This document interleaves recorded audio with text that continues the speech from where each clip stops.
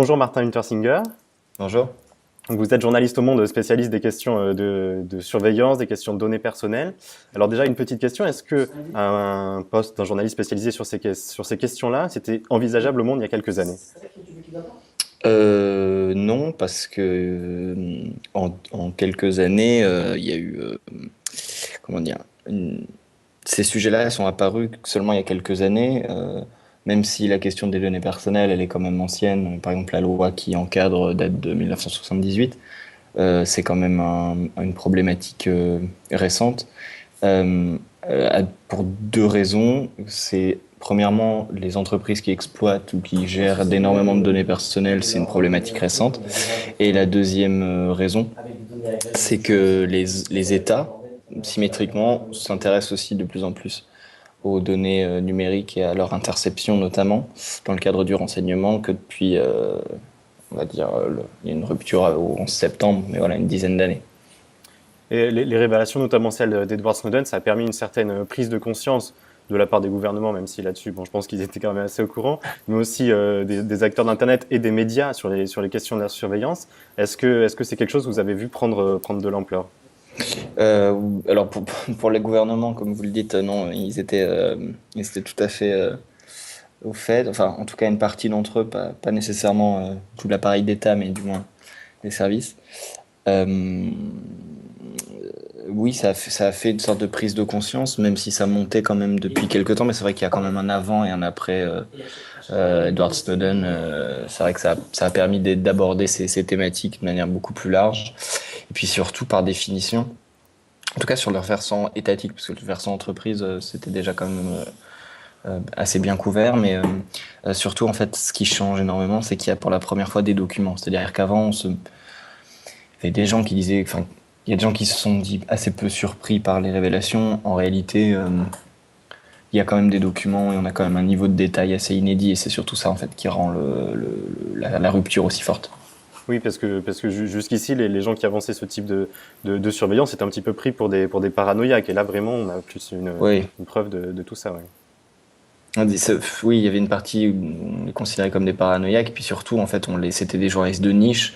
Il y a un journaliste américain, par exemple, qui s'appelle James Bamford, qui a quasiment révélé l'existence même de la NSA. Et lui, ça fait 35 ans qu'il travaille sur la NSA, mais c'est vrai que avant, c'était un peu, c'était pas un gros sujet. Maintenant, c'est différent. Et donc, pour se protéger des agences de renseignement, mais aussi pour d'autres personnes qui pourraient pouvoir se renseigner sur notre travail, il y a donc le chiffrement qui existe. Est-ce que c'est quelque chose que vous utilisez au quotidien, par exemple dans les transmissions par email ou sur vos fichiers? Oui, complètement. Par exemple, là, l'ordinateur sur lequel je vous parle, quand il est éteint, il est chiffré. Donc, en fait, à chaque fois que je l'allume, il faut le déchiffrer l'intégralité du disque dur. Donc, par exemple, si quelqu'un volait mon ordinateur ou prenait mon ordinateur où il y avait accès, tant que l'ordinateur n'est pas allumé, il peut absolument rien faire. Euh, J'utilise des systèmes de messagerie instantanée chiffrés, des mails chiffrés également, et quand j'ai des documents qui sont un petit peu sensibles, je les chiffre aussi, même si bon, en réalité, comme le disque dur est chiffré de toute façon, c'est un peu une double précaution. Mais voilà. Et puis il faut aussi se rappeler que par exemple là, on discute sur Skype, il y a du chiffrement. On le voit pas, il est complètement transparent. Euh, il existe néanmoins. Et j'oublie un autre truc que j'utilise aussi, c'est une application de messagerie qui s'appelle Signal, qui est extrêmement bien fichue, et qui est complètement transparente et que de plus en plus de journalistes utilisent. C'est assez chouette. Voilà, donc on se parle là sur Skype. À côté, j'ai une fenêtre d'un navigateur ouverte en HTTPS. C'est aussi du chiffrement. J'ai fait un virement bancaire tout à l'heure. Idem, c'était, je l'espère, chiffré. Les téléphones, alors surtout Apple, mais bientôt Google également. Enfin bref, il y en a de partout tout le temps. Donc il y a effectivement des outils pour le journalisme, mais il y a aussi et surtout, et c'est l'utilisation principale pour des internautes lambda. Justement, sur le chiffrement sur les smartphones, c'est quelque chose qui apparaît maintenant aujourd'hui presque comme un discours marketing des entreprises. C'est quelque chose qui est mis en avant notamment par Apple.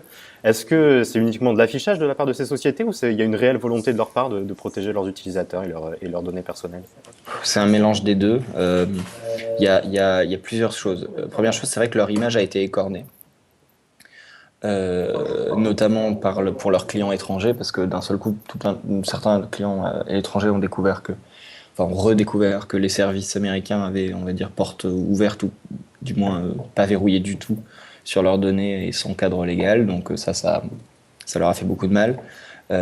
Et donc, elles essayent de récupérer cette image, mais il y a aussi un vrai argument euh, économique, rationnel et pas seulement d'image, qui est que les entreprises américaines, elles ont intérêt à protéger les données de leurs utilisateurs globalement parce que elles font du business globalement et qu'elles n'ont aucun intérêt à laisser entendre qu'un gouvernement peut accéder aux données de certains utilisateurs.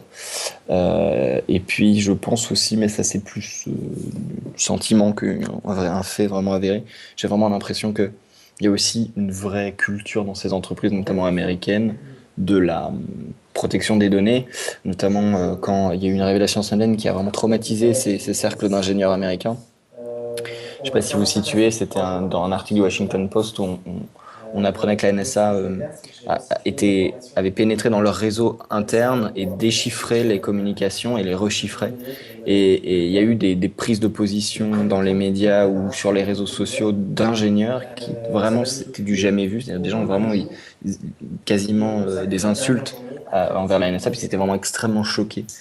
Donc je pense aussi que ça joue, qu'il y a une culture un petit peu libertarienne, un petit peu qui s'ajoute un peu à tout ça. Donc je dirais il y a trois choses. Il y a vraiment rétablir l'image, garder ses clients et une posture un peu plus politique, philosophique. Et du côté des gouvernements, on a vu par exemple en France Axel Lemaire récemment qui a fait des annonces sur le chiffrement des emails, des choses comme ça. Est-ce qu'il n'y a pas un double discours entre cette volonté de promouvoir le chiffrement et de l'autre côté les dispositions par exemple de la loi renseignement? C'est une question compliquée. On peut y répondre de deux façons. La première, c'est oui, effectivement, on peut considérer qu'il y a un double discours. Dans la mesure où, par exemple, s'il est mis en place correctement, le chiffrement qu'a annoncé Axel Lemaire va compliquer la tâche des boîtes noires, on les a appelées. Enfin, on n'en sait pas grand-chose, mais bon, on peut imaginer que ça peut compliquer la tâche. Mais en fait, en vrai, ça, c'est pas vraiment contradictoire parce que là, on parle d'un chiffrement qui est en fait pas des messages en eux-mêmes, mais des communications entre les serveurs, du coup, qui rend l'interception des mails plus compliquée. Mais en fait, en réalité, ça, le gouvernement, dans le cadre de la lutte contre la criminalité ou le terrorisme, c'est absolument transparent pour lui parce que il n'intercepte pas les mails pendant qu'il se déplace. C'est très compliqué, c'est très cher. Ça n'est pas sûr de réussir à chaque fois. Non, ce qu'il fait, c'est qu'il va voir Orange et il dit bonjour, je voudrais avoir les mails. Et ça, ils seront toujours stockés en clair chez les fournisseurs d'accès. Donc en fait, il n'y a pas d'un côté la loi renseignement et d'un côté cette annonce. Cette annonce, c'est un truc tout petit qui en plus n'est pas contraignant véritablement pour les opérateurs et c'est en plus pas quelque chose qui va en fait les empêcher de faire quoi que ce soit. Et sur le chiffrement des emails, par exemple, si on reprend cet exemple-là, dès qu'un message est chiffré, il apparaît un petit peu, son contenu apparaît de facto un petit peu suspect puisque c'est quelque chose d'assez peu utilisé. Est-ce que ce serait pas intéressant de rendre peut-être plus automatique le chiffrement des messages pour un petit peu ne pas rendre ces messages à chaque fois suspects dès qu'ils... En fait, on touche à un point assez crucial de la sécurité informatique, c'est que en fait, il n'y a pas de recette miracle et dans certains cas, une solution donnée elle ne sera pas recommandée ou n'aura pas nécessairement les mêmes effets. Par exemple, vous êtes en Iran, vous envoyez un mail chiffré, c'est une très très très mauvaise idée. Vous êtes en France, vous pouvez envoyer un mail chiffré, ça pose pas de problème. Après peut-être, on ne sait pas. Concrètement, la loi renseignement permettrait, je vérifie que je dis pas de bêtises, permettrait tout à fait de paramétrer, du coup c'est peut-être un peu compliqué avec l'annonce des chiffrements des emails, mais disons que normalement en France, on ne peut pas vraiment détecter que le mail est chiffré. En tout cas, c'est extrêmement compliqué. Donc voilà, la question, elle est différente selon où on se place, dans quelle position on se place.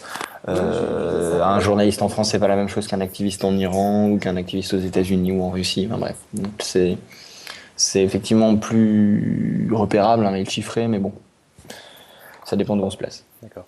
Et vous, en tant que journaliste, est-ce que vous avez déjà reçu, parce que vous mettez en avant par exemple votre clé publique sur Twitter par exemple déjà, est-ce que vous avez déjà reçu des informations par message chiffré que vous n'aurez pas eu autrement?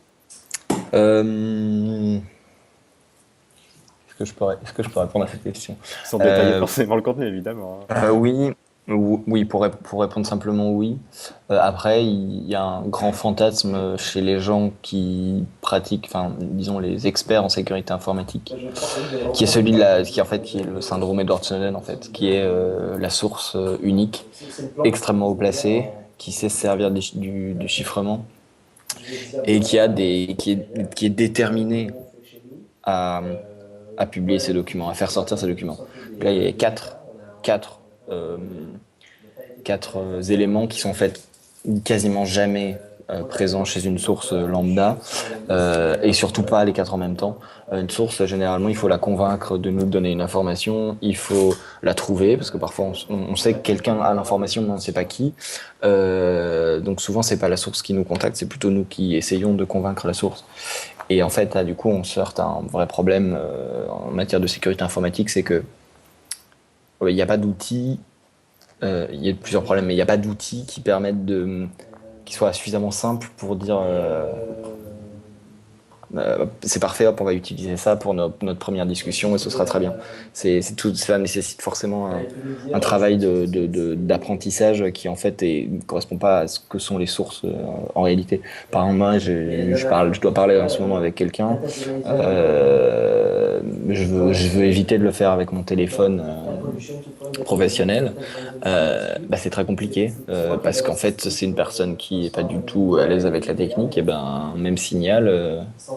L'idée n'a pas encore tout à fait fait son chemin, quoi. Donc c'est compliqué. Dans ce cas-là, c'est presque plus sûr de totalement oublier Internet et de se Ah bah remonter complètement, dans ça c'est le une physique. certitude. Hein. C'est une certitude. Le moins on requiert Internet, mieux c'est. Ça devrait pas être le cas, mais bon. Parfait. Je vous remercie beaucoup pour ces réponses. Il n'y a pas de souci. J'espère que ça vous a été utile. Parfait. Merci beaucoup. Au revoir. Au revoir.